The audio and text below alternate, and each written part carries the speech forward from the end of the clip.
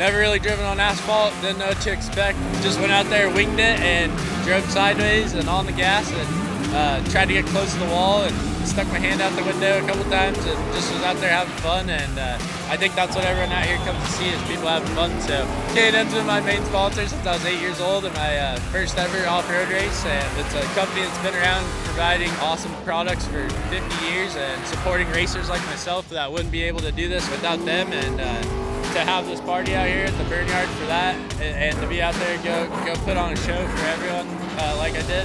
You know, everyone seemed to really enjoy it, and I had a blast out there, and can't wait to start doing this kind of thing more often.